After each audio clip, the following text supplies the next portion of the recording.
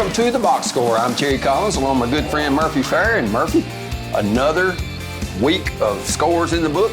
I guess this is week number 2. We still had some COVID cancellations, but at least several people played football this week. Yeah, I think altogether there were 26 cancellations last week, and probably could have been a whole lot more than that. It's just one of those things everyone's trying to learn to deal with. And I know a lot of people last year, for example, they were isolating the football team from the time they got to school until they left practice in the afternoon, just to try and keep that contact tracing situation down. And it seemed to work pretty well. We may be seeing a little bit more of that this year before too long. More than 24 cancellations last week. And at the time of this taping, we don't really know how many are going to be in that group this year. We do know that Cannon County's, for example, their game with Sequatchie County has been canceled, and the Lions got a very important regional win. Well, we want to thank Blackwell Realty and the Kirby team. They're our title sponsor for the show this year, and we want to thank them. Let's go ahead and look at our Huff and Puff Trucking game of the week, Cascade against Cannon County. And Murphy, we were hoping that the Lions would maybe pull one out, but couldn't do so. Cascade a 25-0 win. Really dominating the stats. Cannon County with 3 turnovers, no passing yards, really struggled. Yeah, they did. They started the game really well, and then a couple of miscues, and all of a sudden, old momentum shifted to the other side of the field, and Cascade did a really good job of not making mistakes and keeping momentum on their side. The Lions just couldn't get that big play under their belt to help build some momentum in that ball game. It seems as if offensively the Lions, kind of much like Smith County, are struggling to find that big play, to find that continued drive where they sustain for 8, 10, 12 plays that winds up in points. Yeah, and until you get one of those big plays like that, it just seems to be harder and harder. I talked to Matt Daniel, the head coach, just before we started our show, and I said I likened it kind of to that snowball that's rolling down the hill, methodically picking up more snow and more speed as it goes. And that's what happened to the Lions the other night. They just couldn't get that big play to slow that snowball down.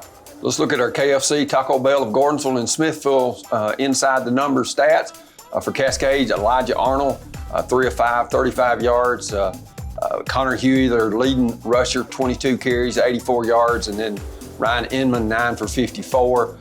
Taylor Dow with both interceptions of Cannon County passes. And Murphy, when you look at Cannon County, they just really struggled. Dylan Taylor, the lone bright spot for them, with 9 rushes for 38 yards and 1 tackle for loss, and then 1 interception by Kobe Miller. But Cannon County's got to find some offense if they're going to try to get some W's.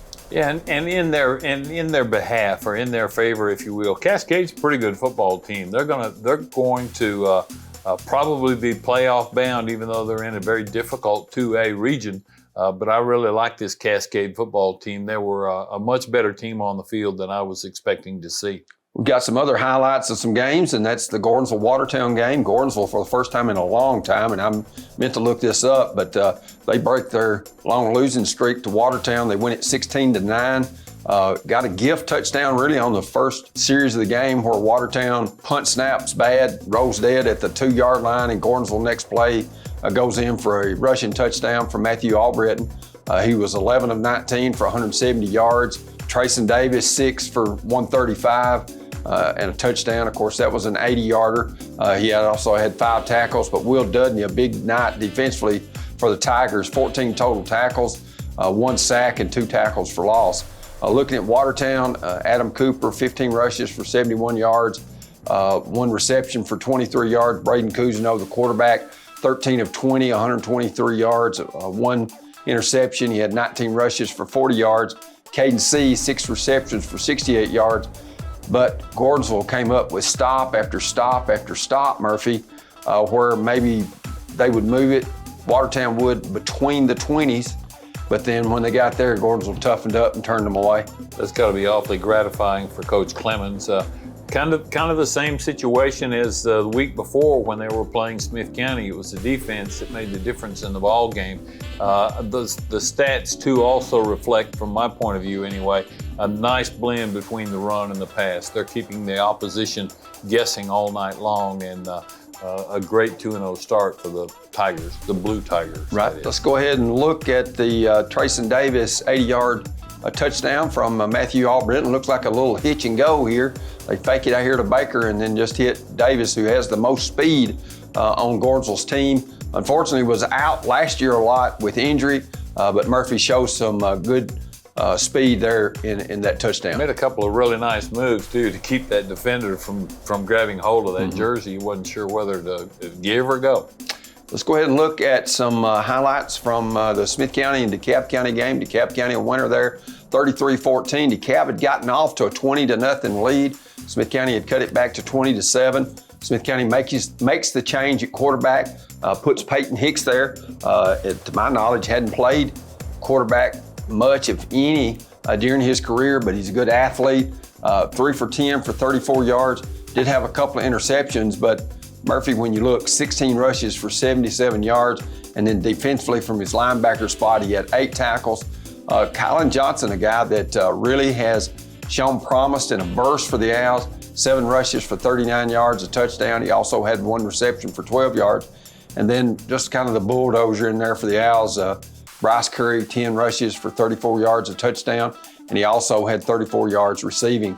For DeKalb County, Briz Trapp, 14 for 21, 205 yards, touchdown, also 2 rushes for 21 yards, but he's got some great weapons, including Isaac Knowles, 9 receptions for 149 yards, also 1 touchdown, and then the punt return touchdown, which was the second score of the night for DeKalb County, and then Diego Coronado with a rushing touchdown for DeKalb County. Let's go ahead and take a look at the Isaac Knowles punt return that we referenced to earlier to get DeKalb County their second touchdown tonight, about midway the first quarter. And it looks like Murphy, the Owls are in great position, but they just don't corral him, and he makes a couple of people miss, and he's off to the races. Picked up a nice block in the process, but yeah, everybody went toward the center of the field, and he made a great fake there and just kind of tiptoed into the end zone there. Let's look at an Owl highlight. Kylan Johnson with a 25-yard touchdown run for the Owls. Owls were behind 20-0 at this point after, best I remember, a scoreless third quarter, and shows a lot of burst, Murphy getting into the end zone.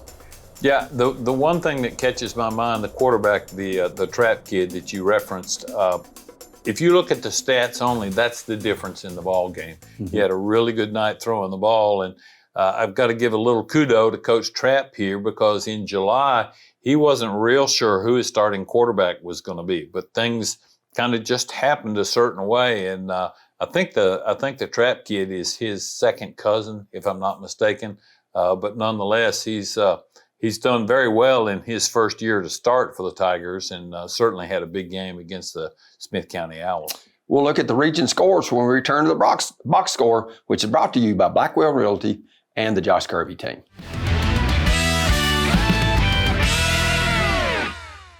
There's no shortage of real estate companies out there, but there's only one Blackwell Realty and Auction. The Kirby team with Blackwell Realty and Auction has the knowledge and the experience necessary to help you. They understand that real estate sales happen because of the hours of work they put into every sale, whether representing you as the buyer, the seller, or both. Get started today the Kirby way. The Kirby team with Blackwell Realty and Auction. Call them today or visit blackwellrealtyandauction.com.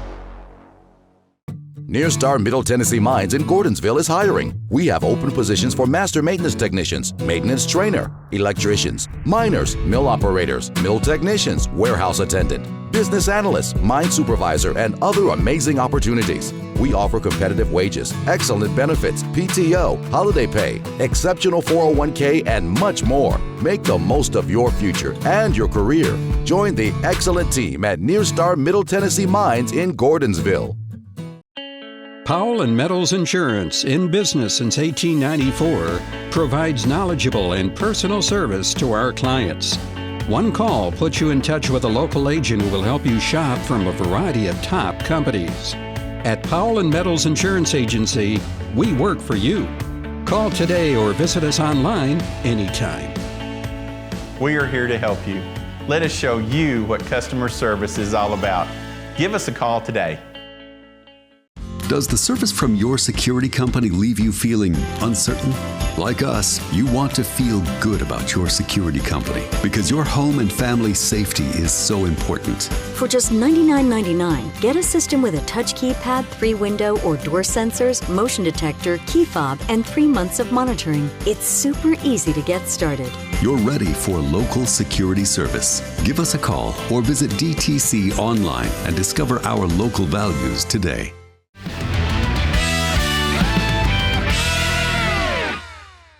And welcome back to the Box Score, sponsored by Blackwell Realty and the Josh Kirby team. We want to thank them for being our title sponsor. Let's go ahead and look at some Sonic scores for week 1. Of course, that's Sonic of Carthage. We appreciate Todd and Diane. And looking at the scores, Murphy, Gordonsville over Watertown, McEwen over Joe Burns in a tight one. Clay County continues to roll. Red Boiling Springs and Tennessee Heat, of course, was canceled. Anything jump out to you on that?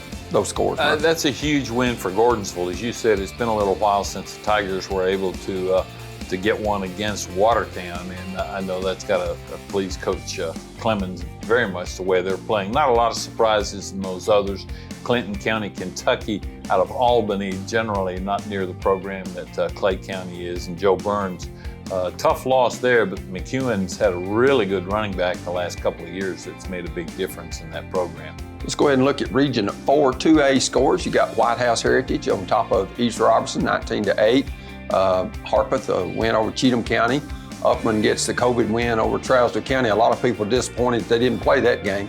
Gordonsville, of course, we talked about over Watertown, making that's a big rivalry win over Westmoreland, 14-6. Westmoreland suffering their second game in a row of 3-point loss in their opening game, and then an 8-point loss. And then Whites Creek big over Glencliff. The one that really stands out there is Whites Creek putting 64 points on the board. I know Glencliff is not a world beater by any means, but that lets me know that Whites Creek may have a pretty good football team this year to put that many. I don't know if they scored that many points in the entire season last year. But, sometimes that snowballs too, if a team starts making turnovers and sure, didn't get to see the stats on it, but Whites Creek gets the big win. Let's go ahead and look at our Sonic of Carthage scores from Region 4 3A. Of course, Cascade over Cannon County in our Huff and Puff Trucking Game of the Week. Marion County, a big win over Sequatchie County. That is always a huge rivalry, Murph. Not any love lost between those two teams at all. It's almost like Marion County and South Pittsburgh. Sequatchie would be a very close second in who's our biggest rival race. Well, it's not far from Dunlap, just a short drive down the valley. Absolutely. To get to Marion.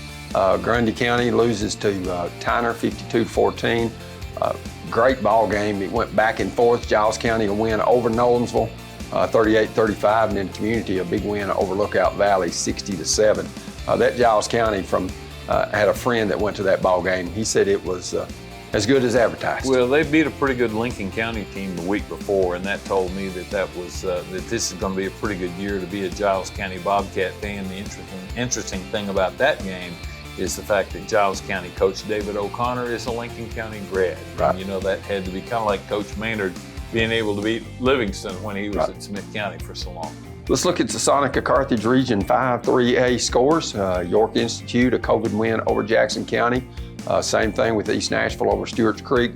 John Overton over Stratford, 42-16. Mount Juliet, a big win over Maplewood, 44-8. And then DeKalb County's win over Smith County 33-14. Let's go ahead and flip the page to Region 4 4A. Sonic Carthage scores. Monterey, a big win and step up in classification.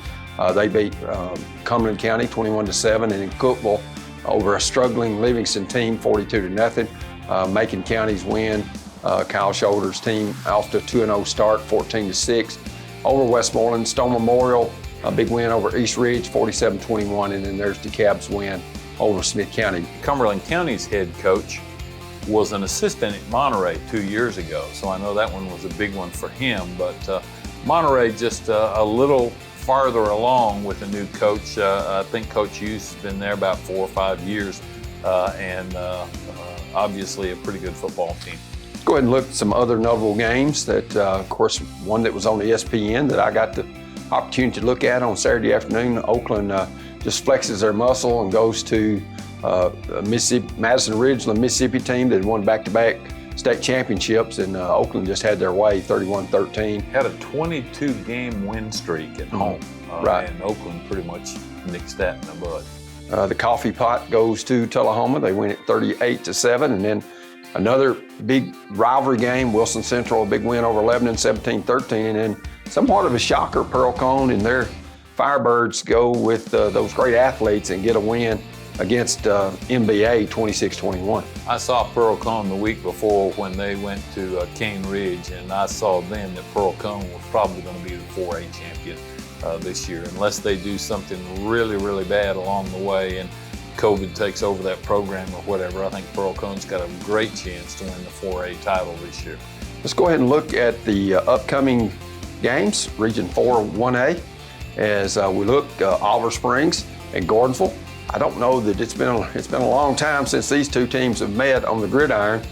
They may have years ago, but not in recent memory, Murph. I think the last time Oliver Springs came to Smith County, they came to play the Owls when Coach Johnson was there. And interestingly enough, you know, on that one end that faces, what is that, College Avenue that runs? Right.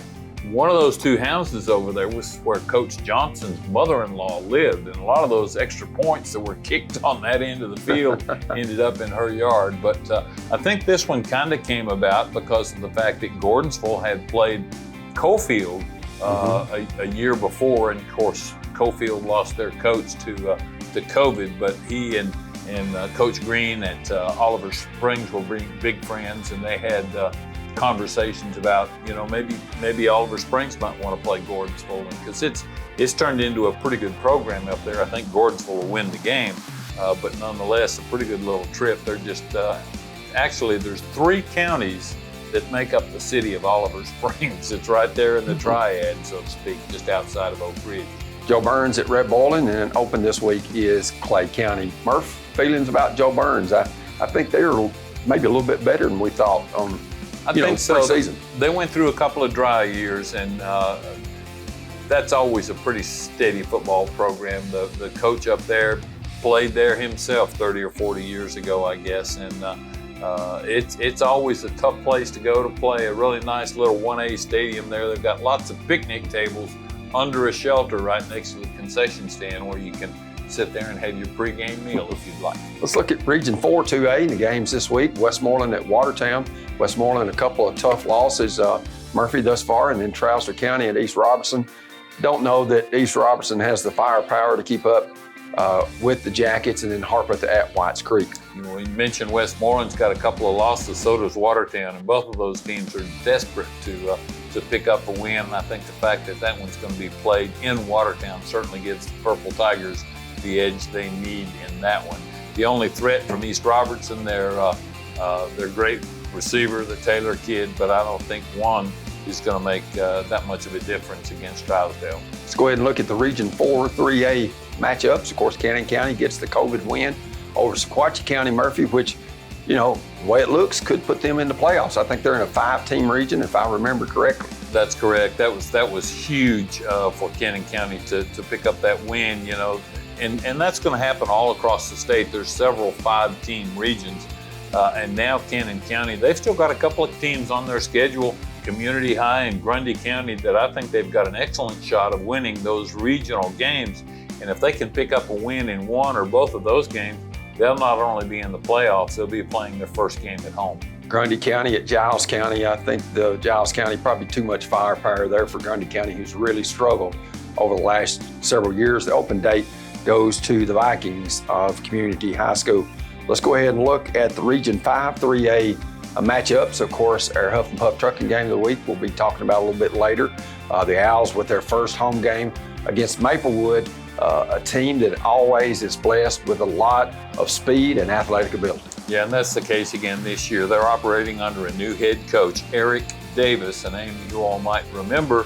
I think he caught 7 touchdown passes in the state championship game. I think that was back in 2001 when Ezel Harding scored a state championship trophy in the 1A game, and he's the one at the helm of that Maplewood program. But like you said, lots of speed and athleticism on that team. East Nashville at Stratford, Jackson County at Sail Creek, making the long trip just north of Chattanooga. Let's look at the Region 4A, DeKalb County at Macon County, and Murphy, by all means, that should be a good one. I think so. Both of those teams working for a chance to play at home the first week in November. 2 very good football teams there for sure. Other games, Upperman at Cumberland County should be a easy Upperman win, you would think, and then Stone Memorial is at Livingston. We'll have an interview with Smith County Owl head coach Matt Dyer when we return. As we remind you, you're watching The Box Score, brought to you by Blackwell Realty and the Josh Kirby team.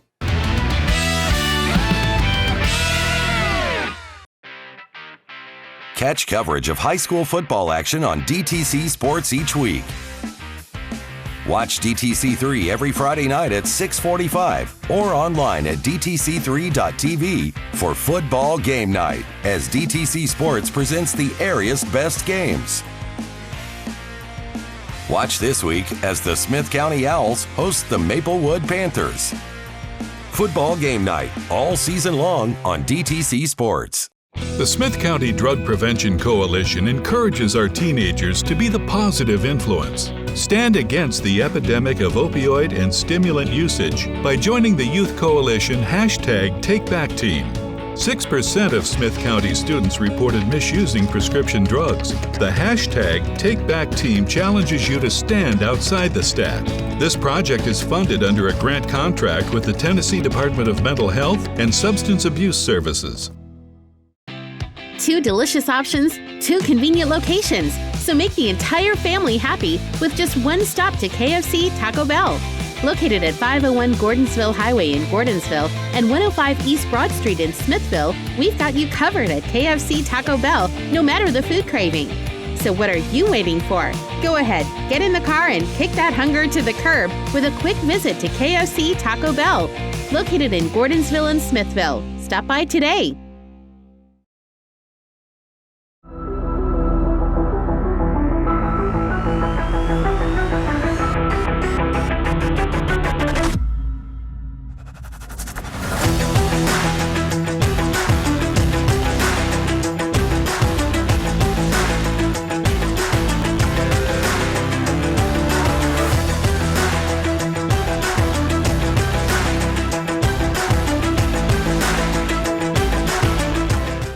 Nearstar Middle Tennessee Mines in Gordonsville is hiring. We have open positions for master maintenance technicians, maintenance trainer, electricians, miners, mill operators, mill technicians, warehouse attendant, business analyst, mine supervisor, and other amazing opportunities. We offer competitive wages, excellent benefits, PTO, holiday pay, exceptional 401k, and much more. Make the most of your future and your career. Join the excellent team at Nearstar Middle Tennessee Mines in Gordonsville.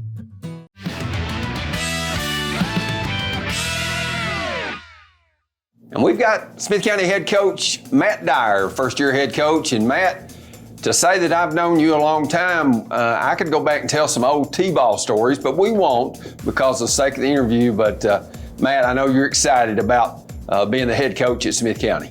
Oh yeah, I'm really excited. One, I'm just excited for the opportunity that the administration and the director gave me, Mr. Perry Smith and Dustin Whitaker.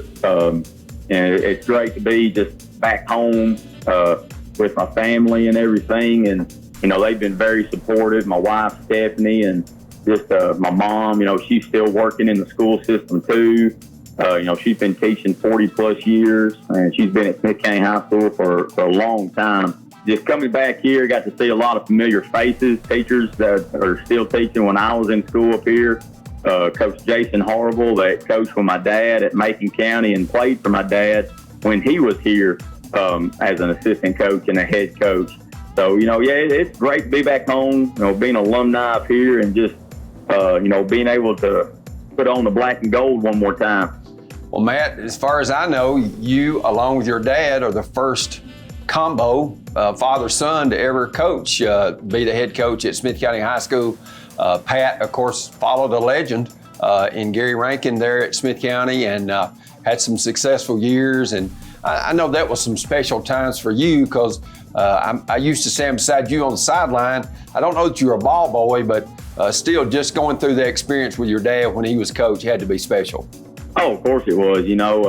I was just so proud of my dad. I was so proud that he was the head coach of the Smith County Owls. And I remember being at Carthage Elementary up here, I was always beaming with pride that, my daddy, Pat Dyer, was the head coach up here. And, of course, I was a little bitty pup,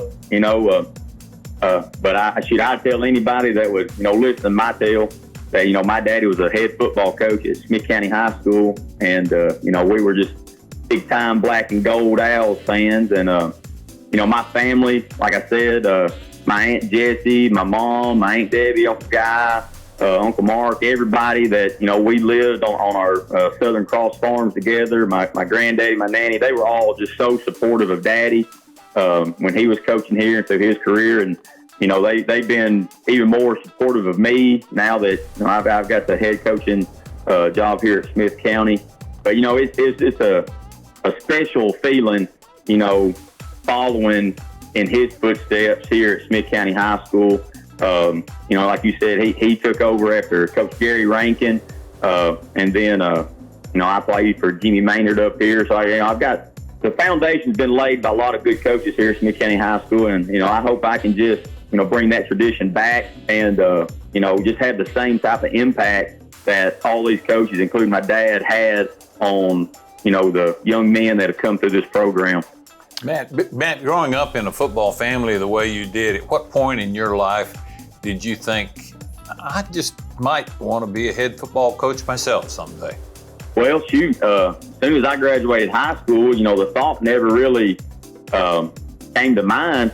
I've also got I'm filled with a family full of educators, teachers, past principals, stuff like that, coaches. But I've also got a family full of lawyers. Yes, you do. And at one point, I thought I wanted to be a lawyer. And then my first year up at Tennessee Tech, we got to doing some intramurals and everything. And I was like, man, I miss it. I miss the camaraderie. I miss just everything about it. And I actually helped one of the fall semesters when Daniel Cook, I guess it was a spring semester. It was a spring semester when Daniel Cook was still a head coach at Macon County High School and Dad was an assistant. And I helped them that spring. I can't remember the year it was. It might have been spring of 07 or spring of 08 or something. And, man, I was like, man, I want to do this. I want to coach football. I'll teach. And so I really didn't have a declared major, but, I swapped my major over to education. And I said, I want to be a football coach. So that's kind of how that went. Matt, you look back at your dad, of course, went on to play at Tennessee Tech. And, I guess you have, went to school there. But let's talk about Jimmy Maynard and the influence that he had on you. Very successful teams. Y'all went to the state semifinals, which is the furthest that Smith County has ever advanced when you were there. And pretty good running back by the name of Michael Wilmore that you laid a lot of devastating blocks for. But that tough, we're going to run it at you and there's not a whole lot you can do about it. That was the basis of Owl football, and we're going to play solid defense. The run game, solid defense. That were two principles that I know Coach Maynard instilled in his team. Oh, yeah. And that's what we're trying to tell our team right now, our staff is that, guys, we want to run the ball, and we want to stop people from running ball. In high school football, if you can do those things, you increase your chances, astronomically for having success and for winning ball games. But, And I joke with anybody that, ever I talk to about Coach Maynard, it says anytime I talk to him on the phone or see him in person, I still feel like a 16, 17, 18-year-old kid having to go into his office, and it's always just yes or no, sir. Yes, coach. No, coach. But, he was a big influence on my coaching philosophies and my coaching career. With him playing for Coach Maynard and just the discipline that he instilled in our teams, and the way that he coached us is that he told us the truth. He was never going to let us believe that if we were better than what we were, but he was going to make sure that we were always prepared. He was going to make sure that we were going to hold each other accountable. He was going to hold us accountable, and that we were going to get the job done. We had Michael Wilmore. Sucker was a 2,000-yard rusher his junior year. He should have been a Mr. Football finalist that year. Going way back in time, I don't think he was, but he should have been. He was a great football player. And, we had Chris McConnell, who was just a big old kid, and I think he went to Western for a few years. But we didn't have a whole lot of exceptional athletes or talent in those years that we made some pretty good runs. But, thanks to Coach Maynard and his coaching staff, Coach Huffine, Coach Gentry, and all those guys, we just believed in each other. We believed in our coaches, and we were going to fight for each other. And that was our biggest thing. And that's what I want our guys to be like. I want those to fight for each other. I want them to finish the fight every time we step foot on that green field in between those white lines. And, we're going to finish the fight, and that's what we're going to do. And we make sure everybody that we play know that they have been in a physical fist fight. And, that's what we want to do by just instilling that, running the ball, and playing good, hard-nosed defense.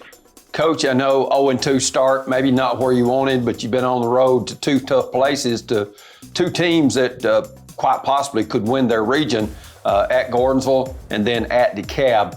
Showed a little more punch on offense in the DeKalb game, did give up a special teams TD, but I know it's a work in progress and something that you're building for as you get ready for the Huff and Puff Trucking Game of the Week this week in Carthage at Al Stadium when Maplewood comes to town. Oh, yeah. And we've showed progress each week. Since our 3 scrimmages, since our jamboree, through fall practice, and then week 1 and week 2, we've showed improvement every week. We're a young team. I want to say week 1, we started 7 sophomores and 1 freshman, and I want to say 2 more sophomores saw a lot of playing time against Gordonsville. But even Friday night against the Cab, we started 7 sophomores and 1 freshman. So we're a young team, and we commit a lot of young mistakes. We're just going to try to clean that up, keep on grinding. And, something that I've been impressed with our guys and our coaching staff is that they have fought hard every week with the way that the heat was Friday or Saturday night against Gordonsville. We literally fought to the last man standing, to where, there was at one point we had all 3 of our centers cramping up on the sideline, and, we had to take a delay of game penalty there towards the end of the game because we used our timeouts on a fourth down stop, and we didn't have anyone that could snap the ball. But so we had to take a 5-yard penalty. We got another center in there, and, we drove a little bit until we had to turn the ball over, and game ended up being 14-0. But like you said, against the Cab, we found a little bit of a rhythm. We averaged, I think, over 140 rush yards a game. That's what we want to do. We want to run the ball. We're still trying to click and gel and, be successful in a run game and move the ball, methodically, offensively down the field, and just play good, hard, stinging defense and give our offense opportunities to where they can score and move the ball. Gordonsville and the Cab, those are 2 good football teams. Gordonsville, they've been to the quarterfinals, I want to say the last 2 years in 1A. The Cab has won their region, I believe, last year, maybe the last 2 years. They went to the 2nd or 3rd round of playoffs the last 2 years. 2 very good football teams. We hung in there with them. I'm not much one for moral victories, but with a young team and improving week to week, that's what we can build on. And all we can ask is that our guys continue to get better and continue to fight every Friday night. Matt, knowing your personality and the people that you have learned for in your very young football career, I was extremely excited when I found out that you got the Smith County job. And Terry, I think you'll agree with me that Owl football is in awfully good hands with this young man. I'll agree. If he can just get his Aunt Jessie to bring us some of those chocolate chip cookies on a Friday night basis. She used to do that when we had our Sports Nuts show there in Carthage, and they were tremendous. I can remember that. And that's been 25 or 30 years ago. And I'm telling you, some good cooks in that family. And, I appreciate Matt and what he stands for. And good luck, Coach, on Friday night. Harry Murphy, I appreciate it every bit. And, hey, I'll have to get Aunt Jessie to fix you some chocolate pies, too. That'll be great, buddy. I appreciate it. We've been visiting with head coach Matt Dyer of Smith County. And we'll be back with more of the Box Score when we return, sponsored by Blackwell Realty and Auction and the Kirby team. There's no shortage of real estate companies out there, but there's only one Blackwell Realty and Auction. The Kirby team with Blackwell Realty and Auction has the knowledge and the experience necessary to help you. They understand that real estate sales happen because of the hours of work they put into every sale, whether representing you as the buyer, the seller, or both. Get started today the Kirby way. The Kirby team with Blackwell Realty and Auction. Call them today or visit blackwellrealtyandauction.com. 2 delicious options, 2 convenient locations. So make the entire family happy with just one stop to KFC Taco Bell. Located at 501 Gordonsville Highway in Gordonsville and 105 East Broad Street in Smithville, we've got you covered at KFC Taco Bell, no matter the food craving. So what are you waiting for? Go ahead, get in the car and kick that hunger to the curb with a quick visit to KFC Taco Bell. Located in Gordonsville and Smithville. Stop by today.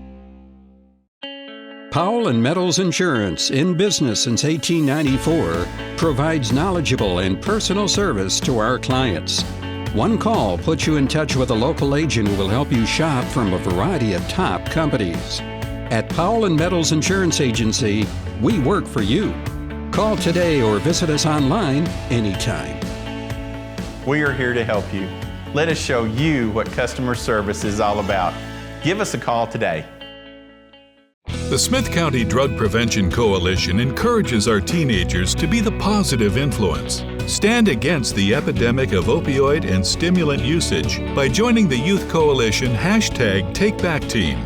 6% of Smith County students reported misusing prescription drugs. The #TakeBackTeam challenges you to stand outside the stack. This project is funded under a grant contract with the Tennessee Department of Mental Health and Substance Abuse Services.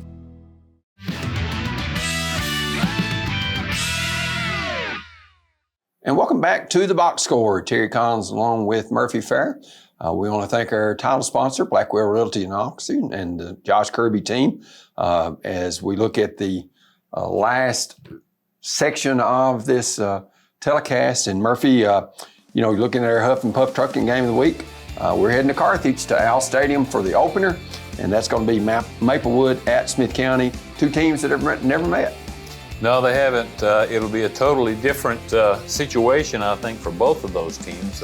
Smith County and Jackson County both being put in a western region, if you will, in Region 5, and that's the first time they've had to go to Nashville or have a Nashville team come to Smith County for a regional game. Ought to be an interesting matchup, but I do kind of like the Owls in that one. Maybe a little smash mouth football might go a long, long way in that one for the black and gold. Maybe want to throw those sprinkler heads on there, Matt Dyer. I don't know. Cut that grass really short, too. Right. The last time that Smith County. Even long, actually, I guess is right. what they need to do. Right? Smith County played region teams from Davidson County. Would have been David Lipscomb and Goodpasture back in the day. Probably so. And that would have been probably when Matt played. But when let's look at the series history. Of course, there's not any. First-year head coaches, Eric Davis for Maplewood, Matt Dyer for Smith County. Smith County, of course, 4-7 last year. Lost in a heartbreaker in overtime to Chattanooga Brainerd, who went for 2 and got it. Maplewood, of course, a shortened season a year ago. Murphy, they went 0-5. They were coached by Arcente Broom, who had been there for several years. Arcente, a good friend of mine, now the head football coach at Overton High School. So he's at a 6A school now, and it'll be interesting to see how his departure from Maplewood affects that program because he's an outstanding coach, I think. Of course, Maplewood's been on the doorstep on 3 occasions. Got to the state runner-up in 75, 2007, and 2011. And brought a smile to my face. Justin Malden does a great job with their graphics. And juice. How many times did you hear that back in 1988 when Scott Dirksen won the Mr. Football Award? And the enrollment, nearly 200 students difference in Maplewood, which is right where I-65. If you go by Opryland, you're right there close to. Right there at the Dickerson Road exit. Right. And one of the things that's kind of hurt Maplewood in recent years is all of the really good athletes from that football team seem to get gobbled up by the private schools or other public schools in Metro Nashville because they do have open zone now. Let's go ahead and look. Murphy is going to have some picks for us. Look forward to this every week. Murph, take it away. Oliver Springs at Gordonsville. Well, I think Gordonsville with a 2-0 record, the Tigers are just playing so well right now, and I really like the way the All-Britain kids running the offense over there. Oliver Springs in a bit of a rebuilding mode. They had a really good football team a couple of years ago, but I've got to go with Gordonsville in that one. Westmoreland and Watertown, that used to be a great rivalry, if you remember, years ago. Yeah, in Watertown, in looking at those clips, they don't have the speed that they've had the last 2 or 3 years. I think that game will be closer than some people think, but playing it at Watertown, I think gives Coach Webster and his clan a pretty good advantage in that game. DeKalb County and Macon County should be a great one in Lafayette. Boy, I think so. That's a you pick 'em kind of game because either one of those teams are favored. Actually, in my preseason magazine, they were a preseason pick in a tie for second place behind Upperman. Boy, I don't know, Terry. I'm going to toss a coin. It's Macon County. Okay. And then, of course, the Panthers come into play Smith County in our Huff and Puff Trucking Game of the Week on DTC Sports. I'd sensed a real urgency in Coach Dyer's voice when we interviewed him a little bit earlier, and I just kind of think that Smith County may pull off a surprise. That might be my upset pick of the week. Okay, let's look at some statewide picks that Murphy does. Should be a great one. 2 story programs, Murphy and Greenville at Elizabeth. Oh my gosh, these are very possibly the 2 best 4A teams in the state. They are both just incredible. I had a chance to interview Elizabethton's coach, Sean Whitten, just a couple of days ago for my statewide radio show. His older brother was quite the standout at Tennessee and for the Dallas Cowboys, and he's now coaching a small private school in Texas. But I'm going to have to go with Greenville this year. I just think that it's their turn. Elizabethton's had the last 2 4A championships. The 2 before that were by Greenville. Of course, Jason Whitten, the person that Murphy was referring to. Big one in West Tennessee, Whitehaven at Germantown. Boy, Germantown's a pretty good football team, but Whitehaven's got a few more weapons than does Germantown. I'll have to go with the Tigers in that one. And what's developed into a pretty good rivalry, Chuck Gentry, who was Coach Jimmy Maynard's offensive coordinator and his right-hand man for years. The Blue Devils traveling to Putnam County to face off against Cookeville. Those guys work together in Carthage. They work together in Cookeville too, and I'm sure Chuck still makes a regular phone call to Coach Maynard to get some pointers. Probably not on this week's game, though. I think I'm going to have to go with Lebanon in a mild upset there. Moore County at Eagle.